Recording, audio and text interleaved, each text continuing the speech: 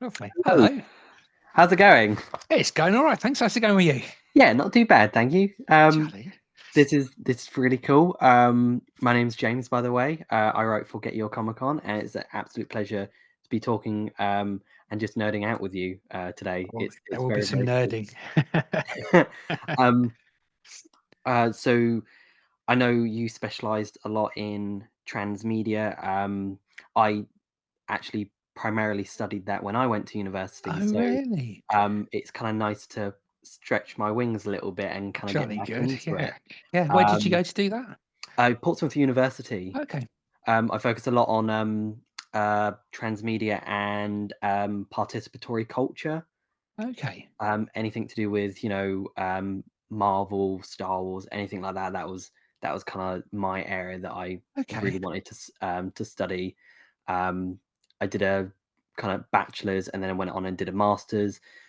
Considered a PhD, but I wasn't quite certain. Yeah. Um, but I think it's amazing that you found something that you wanted to do, and you are literally the only person to have a PhD in Doctor Doom. Doctor Doom. Yeah. Yeah. Um, Yeah. can you tell me a little bit about what it was about Doctor Doom that kind of made you want to dedicate so much of your work and time to this one particular character?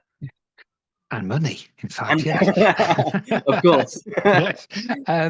Well, yeah. Well, what it was when I originally started doing it, my original idea was to do to think about the Marvel universe as a whole as a transmedia exercise.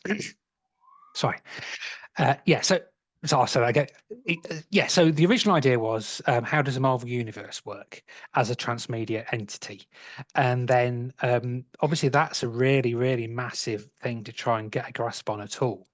Um, so I first of all I cut it down so it was just in what I call the Marvel Age, which is from Fantastic Four #1 up to October 1987, for reasons we don't need to go into here. But there's a reason. But then there was still a lot, so I just sort of thought, well, what I need to do is find a character who sort of moves through all of that, Hmm. and so, but also be a character that there isn't loads of.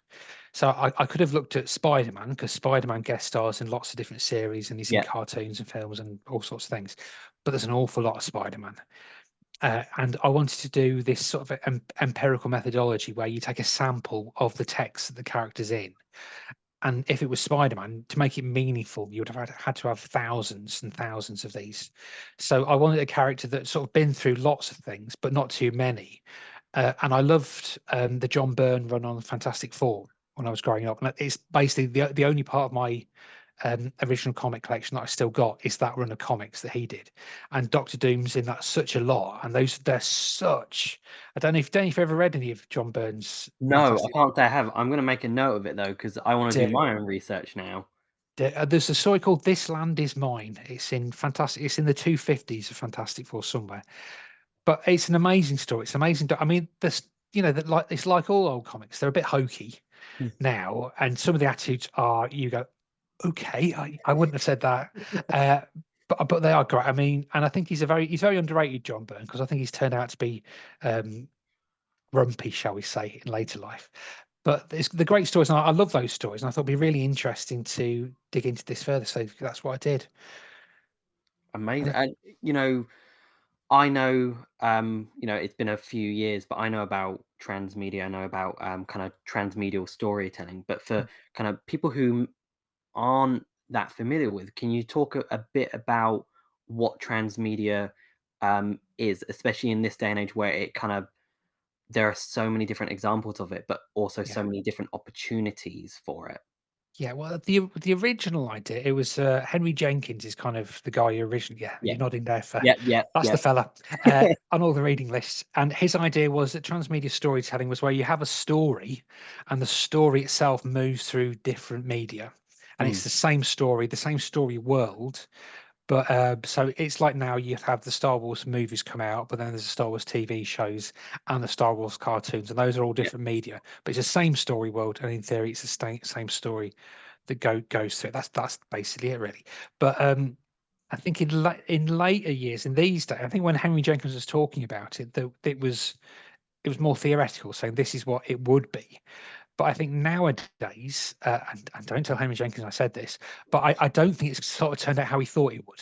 No. Because now I think what I was looking at was there's transmedia based around a character rather than a world. Because now I mean, the best example of this is Spider-Man Into the Spider-Verse and those films, Yeah. where there are different versions of Spider-Man, and it's not the same story. Or Spider-Man 3, you know, that's three different versions of Spider-Man. They don't exist in the same story world until obviously they do it. They come Yeah. together there. But now, because we as audiences accept that there can be different versions of the same character, and that may be in different media, or it may be different instances in the same media. Now, I think it kind of means a character who, well, I don't know, that they're not sort of transcending the media they're in, but it's like the Mm. media isn't really important. There's a character who Yeah. exists in this world, and there's a thing called get ready for this global transmedia character networks by a guy called Jan Noel Thon, and it's the idea that you have all these different versions of the same character, and they exist in a network together. So if you have Sherlock Holmes, Yeah. there's all the different versions of Sherlock Holmes that have ever existed, and they all have an influence on each other. And you put like Benedict Cumberbatch appears in that network, that version of the character is influenced by all the others, but Yeah. then how we receive and process the other versions is also influenced by the Benedict Cumberbatch version. So they're all sort of constantly in conversation with each other. If there's a TV version of a Star Wars character, that TV version will then influence comics versions and vice Yes. versa and so on. So that's the general idea. It's kind of a way of looking at this brilliant and exciting new way of telling stories that we have now. Especially with like kind of bouncing between media platforms as well, you know, it's the TV series, it's the movies, it's the games, comics, books. One thing I've always been particularly interested in as a kind of, I guess, a participatory transmedia kind of combo is like action figures, you know, Right. collecting action figures or play, you know, because these people can use toys, collectibles to enhance their own kind of understanding of the world, I guess, in a way. And I think Marvel is a good example of that because of how action figures have kind of, I guess, back on the rise. Collectibles seem to be more of a thing for adults to do now. Sure is, yeah. And that's something that I've always wanted to play around with. And maybe the whole Doctor Doom thing and the Avengers will kind of open up different avenues for that. And looking specifically at what happened at Hall H, it kind of I remember waking up to the news that Robert Downey Jr. was back, and it was one of those things where it was early in the morning. I was getting ready for work. I was like, "This is a hoax. This isn't real." And then everywhere it was all over my Instagram, all over my Twitter. Yeah. I was like, "Okay, this is actually happening." What were your initial thoughts on it? Well, I think I'd say my experience is very similar to yours. I mean, obviously, my phone was lots of people going, "Have you seen this?" It's like, I have now. I mean, my initial thought is the same as like I'm going through it. I think it's amazing. I mean, I do not know how on earth they're going to do it. There are lots and lots and lots of different ways they could do it because it's comics. Mm, So anybody who says, "But Doctor Doom is this," it's like going, well, then you can quote 100 examples of when he's not anything. There's always different versions. Um, but I think, I mean, to be honest, the key thing is it's an amazing publicity coup to get Robert Downey Jr. back. And there's been so much talk about superhero fatigue. Now yeah, it's the end of the superhero movies.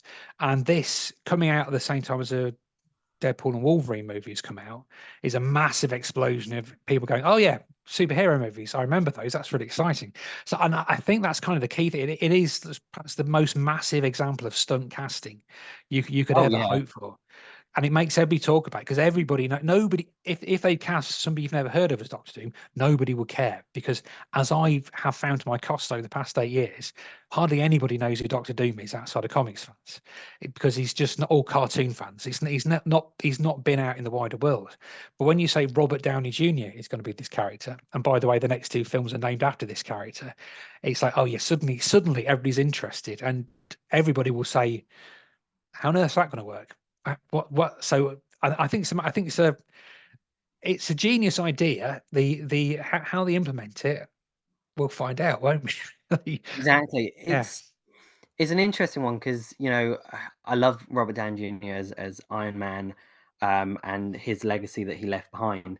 And obviously, they were building up towards Kang the Yeah. Conqueror, and part of me feels like it was a scramble to kind of pick up some pieces that they had kind of like dropped on the floor. Obviously, the whole Kang thing didn't work. Mhm. The reactions towards the Marvel movies weren't as, I guess, good as in recent years. What are your thoughts on sort of them moving towards a different villain so quickly as well? Because I mean, the next Avengers movie is in 2 years. Yes, 2 years. Yeah. And Well, I mean, coming from a comics perspective, I mean, Kang. This, if you want nerdiness, here we go. Kang is technically in many versions of this a future version of Doctor Doom. So I think that right, that's the way you can get right. I mean, obviously, the people they've cast as Kang and Doom do not look like each other in the Marvel universe, but there are variants, as we always say, and so forth. Um, but yeah, I mean, I think it clearly. I mean, to be sensible about it, this was a very difficult situation for Marvel to find themselves in, mm, and what on earth they do about it. And I mean, they could have ignored it, but that would have been disastrous. So I think turning around and doing a massive switch and changing the whole idea of the thing, I think that's turning a huge disadvantage into a possible advantage, really, because you can say, well, we've done this. Clearly, there's a real world reason why we've done this thing, and rather than, and I think possibly just recasting Kang, um, which I mean, the thing is, they could have done that, but then yeah. at the end of spoilers for anybody who hasn't seen Ant-Man 3 Quantumania, obviously, but at the end of that, it's like going, but they all look like him. There's thousands of Kangs and they all look the same. So it would have been pretty difficult to get round that one. I think they must be regretting that in credit scene, because if they hadn't put that in, it would have made life a lot easier for everybody, really. Well, there's also like, you know, Kang kind of, the whole setup with Kang was through Loki season 1, season 2, then Ant-Man, Yeah, and it just feels like they've lost a little bit of progress there. So they've kind of got yeah, to step back and realign it, but also make sure that they introduce the villain for a wider audience. Because, like you said, for a lot of kind of casual fans, that the Marvel movies cater towards, maybe there isn't that understanding of who Doctor Doom is, and no, they don't really have that much time to introduce him, but make him, that give him that like Thanos level threat where he mm, is the next big deal. And what I was going to ask was, do you think Doctor Doom as a villain is the next, not the next correct logical choice, but did you ever anticipate that Doctor Doom would be the next major villain? yes. I think yeah. I mean, it's great being able to say that now. Obviously, I should have written that on a piece of paper. Uh, but yeah, because he's clearly. I am biased because I spent such a long time thinking about Doctor Doom. But Doctor Doom is the best villain. There's no question about it. 100%. He's like Doctor Doom is Batman, but much better than Batman, because Batman's stupid. And Batman goes, "Oh, a terrible thing has happened to me. I'll spend all my money just beating up one criminal at a time." Doctor Doom says, Doctor Doom's parents were also murdered, but his were murdered by an oppressive state. So Doctor Doom goes, "I'll sort this out by taking over the state and solving it for everybody." You might go, "Yeah, that makes a lot more sense. Actually, that's a better idea. Well done, Doctor." Um, but and I think this is part of the reason why Doctor Doom is such a rich character. Uh, Robert Downey Jr. says complex character. He said, didn't he, when he said he was going to do it? But Yeah. and he is, and Doctor Doom has been a villain, but he's also been kind of a hero for a lot of the time in the comics and all the way back. He's a really interesting character. He's one of the few villains that can carry his own story. Because it's something like the Joker, but you don't want to read a story about the Joker, because that's like a psychopath being unpleasant for a whole. Who wants to read? But whereas Doctor Doom has motivations. There's a massive world of story behind him. He's got relationships with loads of different characters. So I think it was obvious that I have no idea why on earth they decided to use Kang the Conqueror, because Kang the Conqueror comes a long way down anybody's list of best supervillains. Really, he's a rotten supervillain. I remember when like the whole Kang thing, everyone was kind of like, who? Yeah, yeah, okay, I don't really? know this one. I But I mean, mean, they've done it a lot with a lot. I mean, the Guardians of the Galaxy. Who'd heard of the Guardians of the Galaxy before that popped up? So you know, it sometimes it can what the Marvel it sometimes works and then sometimes it doesn't. So for mm, Guardians, using the unknown was probably the best thing they ever did. But yeah, then going towards a villain like Kang, where obviously people aren't as invested, and it's so difficult to kind of bring the investment up when you've literally spent like 10 years with Thanos, yeah, essentially trickling like little breadcrumbs, being like, right, this is the next big event. I'm just very curious to see how they're going to do that with Doom with such little time yeah. to kind of prepare for it. I mean, we know it's coming. We know Robert Downey Jr. is going to be there, but is he going to have a lasting presence, or is it going to be just those two movies and Yeah. then one? Well, I suppose that's the clever thing about it, though, isn't it? Because we're not all going, oh, I can't wait to see Doctor Doom as played by Robert Downey. It's like we're all going like, oh my word, Robert Downey's coming back, and the character we're playing is Doctor Doom. And the fact that they're going like clearly they're going to be paying hundreds and hundreds of millions of dollars for Robert Downey. I think here in the real world, that is telling us this character's a big deal. Yeah. You know, he's not coming back to play the Mole Man or something. He's coming back to Doctor Doom. That is how important this character is. That's how it's working really. What sort of kind of relationship do you think this version of Doom will have with the upcoming Fantastic Four? Do you think there'll be any correlation? Because the Fantastic Four is, I'm pretty sure, bringing in Galactus. That's right. Yeah. And I mean, I don't know if a solo film, like one film, can handle both Galactus and Doctor Doom at the same time. You wouldn't have thought to. I mean, it's interesting. There's very very few comics that I can. Are there any where Doctor Doom and Galactus are in the same comic? I mean, Doctor Doom is forever tricking the Silver Surfer into giving him the power cosmic, but with Galactus, no. So I would not. I mean, my guess would be my great dream and hope is that Doctor Doom will pop up in the end credits Yeah, of Fantastic Four. That seems to be the way to do it. Um, and I assume, again, none of us know at this point, but unless you've got the Russos on speed dial at any point, but I assume that this Doctor Doom will be coming from an alternate universe, and I assume that'll be something to do with the way he looks, and then then he can come and be the super big, yeah, because you're absolutely right. Because I mean, by the time we get to Secret Wars, in both any version of Secret Wars, Doctor Doom is the main character. Doctor Doom is the hero of both versions of Secret Wars. So they've got to get him there somehow. And but then if you're going to call Avengers Doomsday, that's sort of telling me there's going to be a lot of Doctor Doom in that film. So that's probably where they're going to do most of the actual legwork, isn't it? I mean, is there any TV series coming up that he could be in? I mean, not that I know of.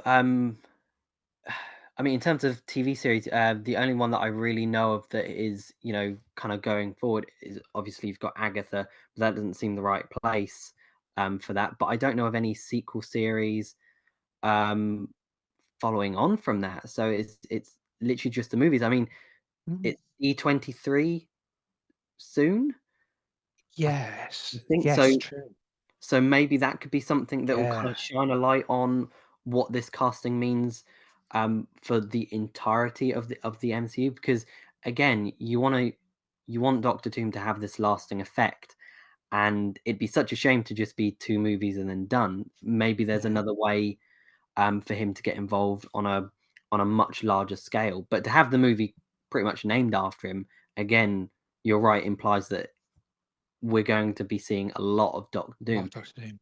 And it'll be interesting to see how he interacts with other characters who have known Tony Stark. I'm very Yeah, interested about that sort of dynamic. yeah.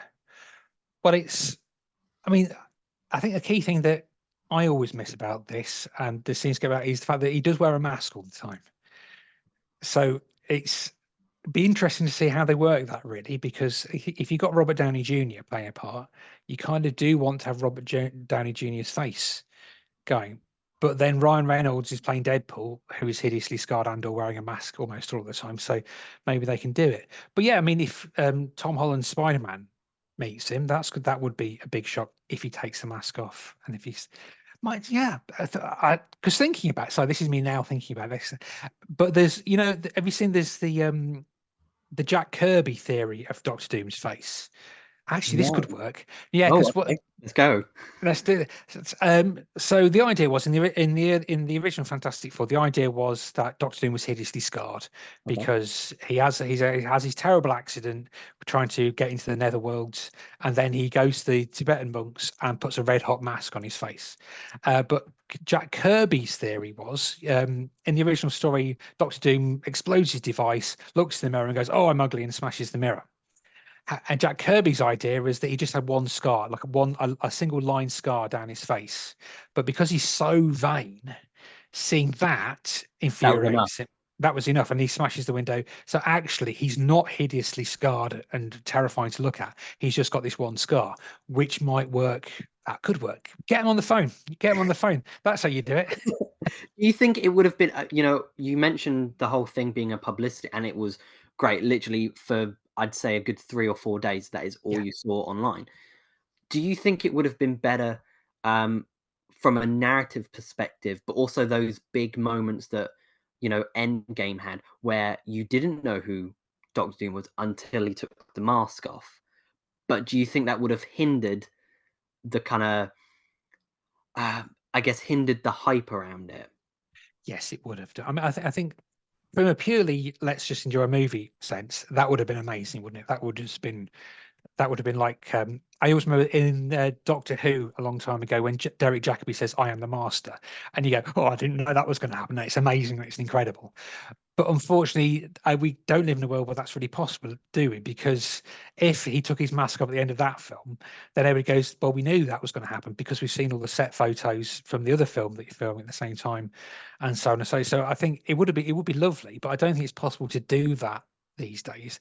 And also, yeah, the amount of publicity they get from actually announcing this, it drives interest in the movie. It brings people back to the idea, and yeah, I think it's kind of how these things work these days, isn't it? You have to do that sort of thing to get people to buy a ticket and to put it on their web pages, as you say. Yeah, it's a shame that we kind of live in a world where, spoilers are so rampant and important. Like, it.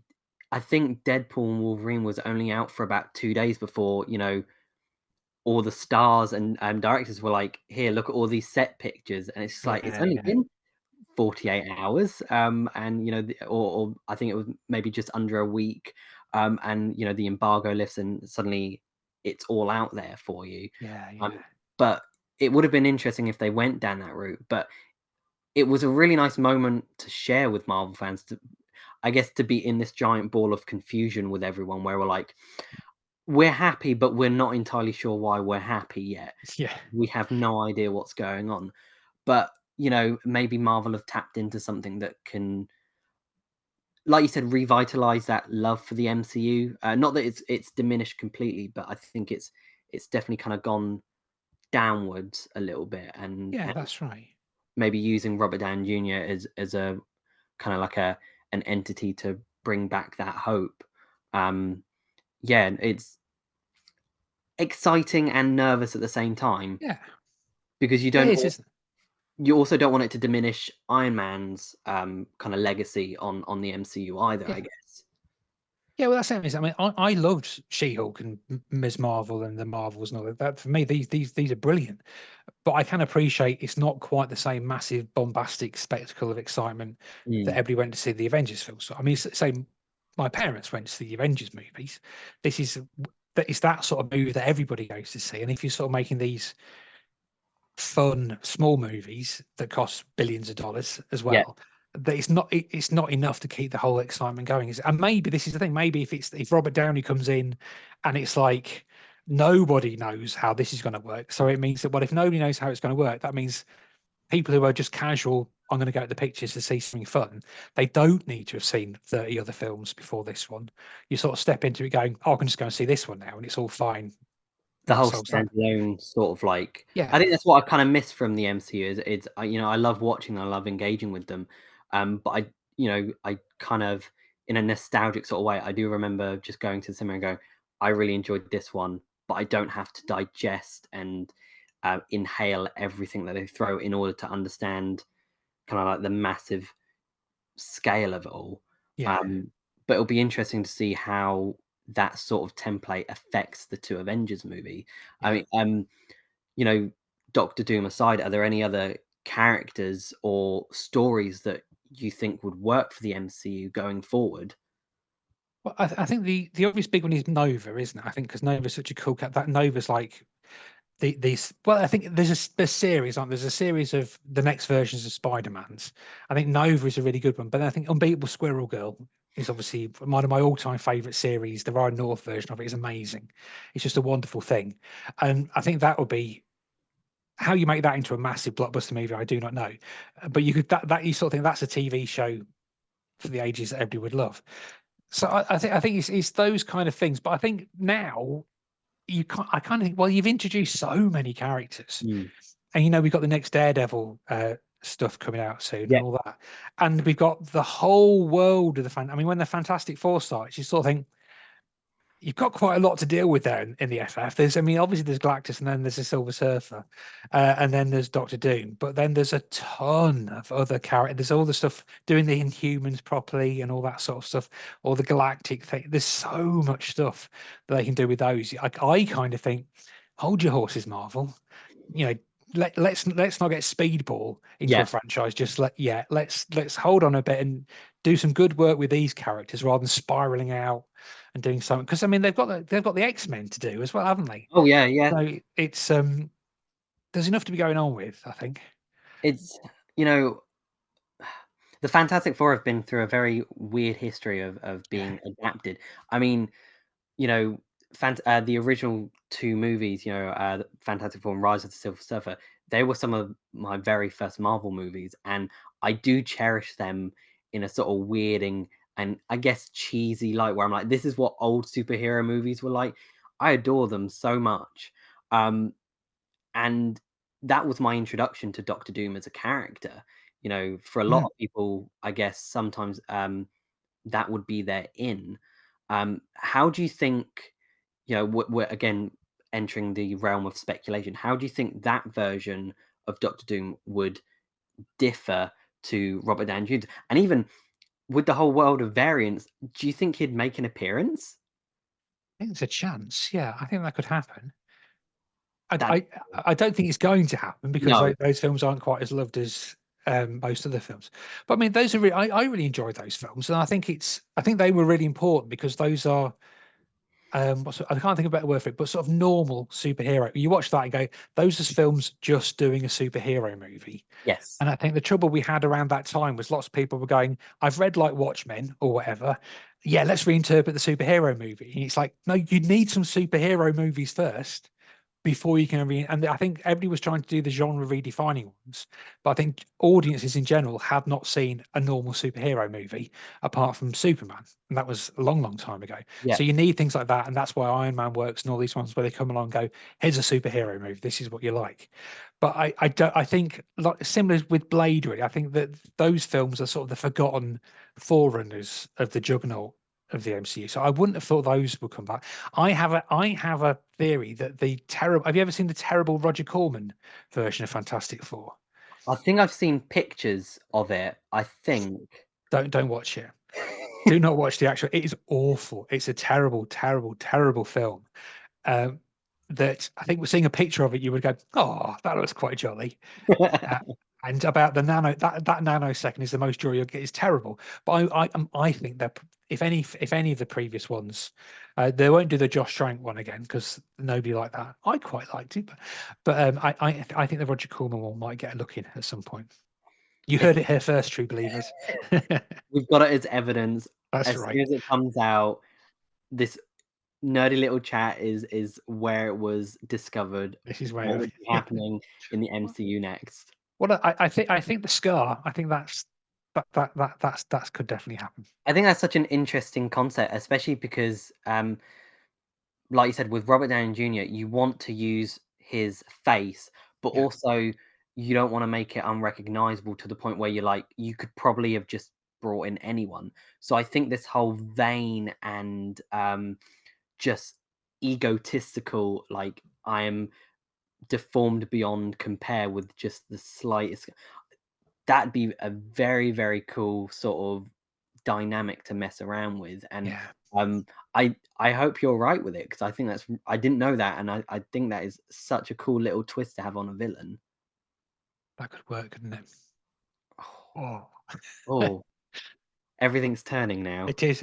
Let's get to the fax machines now. Go dear us. Do all the legwork. Let's get this done. Um, I think that was everything I had lined up. Oh, And I could talk all. I feel like I could talk all day with you about transmedia, and it feels so nice to be able to just revisit a part of my life that I spent oh, good. a lot of time and money on as well. And it's kind of revitalized this um, passion for kind of transmediality and looking into That's it. good. And I'm so curious to see how it's changed as well. I might go away and do my own digging, because I was doing my master's degree and bachelor's honors about 8 years ago now. And as I'm sure you'll know, the landscape for Oh, yeah. media studies and concepts evolve and change so rapidly that it's a little bit difficult to keep up with. Oh, Um, yeah. so like the model of transmedia that I studied, with Henry Jenkins, um, it feels like it's taken on a life of its own, and it's completely changed, Mm. you know, compared to what it was used to. Um, but yeah, Well, it's been a very enlightening chat, Johnny, and I'm duty bound to say at this point, because I've been told I have to get this in somewhere. oh yeah, go for it. Is that so I work at University Arts London, and we have a comics research hub there, which is the biggest centre in Europe for comic studies.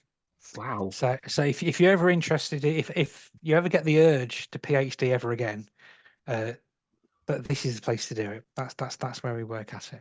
I'm just making a note of that one as well. Comics. I didn't know that. That's absolutely amazing. Yeah, it's called CORE, COR exclamation mark, CORH exclamation mark, comics researcher. But yes, it's weird. It's one of these weird things where with the biggest centre for that sort of thing, definitely in Europe, probably in the world, but we don't seem to ever. Everyone's a bit shy and timid about it, so they don't tend to shout about it very much. But yeah, we've got all the big names, all the big brains of comics It's at strange UAL. because comics and, I guess popular culture are so on the rise. You'd think people would leap at the opportunity to kind of Yeah, open up a discourse about it, because that's yeah. the amazing thing about doing something like media, is there are so many different avenues to go down. I went through transmedia, participatory culture, Mm. representation, but the fact that you can pick what you want to study and apply it to, because my dissertation was on transmediality and Easter egg hunting in the MCU. Oh, right. Yeah, that's So interesting. Yeah. that's what I did, and I had an absolute ball with it. I bet you did, yeah. That was some fun revision, I bet, yeah. I mean, 15,000 words on something that you're passionate about, it Mm. it absolutely just kind of flies by. Um, and yeah, maybe I'll look into the whole PhD thing again. Do. It's it's a lot of time. How long did you spend kind of writing your it was Data and Doctor Doom, wasn't it? That's right, yeah, yeah. So it took me 5 years altogether to do it. I did it part-time, but I'm a massive swot. So I did it a bit. Usually it takes um, it usually takes 3 to 5 years to do a full time PhD, and it usually takes about 8 years to do a part-time one. Wow. But yeah, so it's a big investment in time. It's and it is does sort of take over your life when you're doing it, which is Did you why you want to do something you like. exactly? Did you ever find yourself like trying to think of the best way to phrase it, like you're with Doctor Doom for so many years. Did it ever come to a point where you're like, "Ah, I don't know if I enjoy this character," because you're spending so much time with it, and researching everything, and I'm sure you hit some brick walls along the way. But how did it change your relationship with the character or with Marvel as a whole? But it made me like Doctor Doom more, to be honest, because I read a large part of it was I got this whole corpus of text. I read all of them. So I read every single appearance of Doctor Doom anywhere from 1962 to 1987. I missed one along the way. There's a book called Doomsday written by Marv Wolfman that I didn't find out about until I finished, which I have now read. It's quite good. I quite liked it. I came to really like Doctor Doom actually, and he gave me some. I like him as a character. I think he's a great character. I think I was really grateful that was a character I chose because he really works in these ways. The only bad thing about him was that nobody knew what I was on about. But hopefully that's going to change. Hopefully that will change now. But then it made me really appreciate how Marvel comics and comics, how those developed, because that's from '62. They are fairly unreadable, the early Marvel. They're just not good. And then when you get to the Stan and Jack pit, when they really hit their stride, those are some amazing comics. And I think nearly all the comics I read had something to recommend them. I had to read Not Brand Ec, which was Marvel's humor comic of the mid '60s. Okay. Has very little to recommend it. I was, if you've ever been absolutely furious with a 50-year-old piece of paper, goodness me, it made me angry reading it. I was so furious with how terrible it was. But then a lot of the rest of it is great, and you get to the John Byrne stuff. And the other one is Secret Wars, because Secret Wars came out. The original Secret Wars, the Jim Shooter one, came out when I was 13 and 14. And there were many furious arguments with the two of the kids I knew at school who read comics, and I insisted that Secret Wars are terrible. I said it was a terrible, terrible comic, and I'm very happy to report, as a doctor of comics, I've done an empirical analysis that proves that Secret Wars. So it was all worth it. It was all worth it in the end. Absolutely, it sounds it. Yeah, it again doing something that detailed but doing it on something that you're passionate about. But also to walk around and say you're the only person with a PhD in Doctor Doom, like one icebreaker. Yeah. What a warning to people passing. Okay, we're gonna go this way now. Yeah, exactly. Oh, that's nice. Bye. Well, that didn't last long. No. But this has been such a not. I don't mean it in a negative way, but a bizarre treat. Good. To speak to a PhD holder of something so niche, but also so relevant to this month or this year. Yeah, it must feel really weird to feel, I don't know, like you've cracked something, I guess. Yes, yeah. At last, it's my moment to shine. I said it first. Exactly. And I've got the certificate to prove it. Exactly. And a picture of me in a big hat. Yeah. Yeah, this has been absolutely delightful, and yeah, I'm very excited to see where the MCU goes from here. And I guess just to round off, what are your plans next? Do you plan to look at Doctor Doom further, or do you have any other kind of things that you want to kind of open a discourse about?